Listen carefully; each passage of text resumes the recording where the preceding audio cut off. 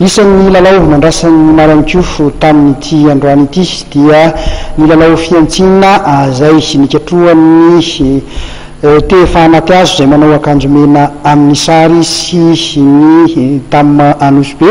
tavaverina antanjany zareo Tam Anosy raha ny lalao nasehon'izy ireo androany satria dia izy nivoaka nandresy na dia kelikely ihany aza ny elanelanisa 2020 samy nitsapa ireo mpilalao izay vaovao ny rotota tamin'ity androany ity samy naka mpilalao efatra avy any amin'ny elita faharoa na ny Tam Anosy na ny Tehefanaty Hazo raha io isa eny misaotra be io jerena dia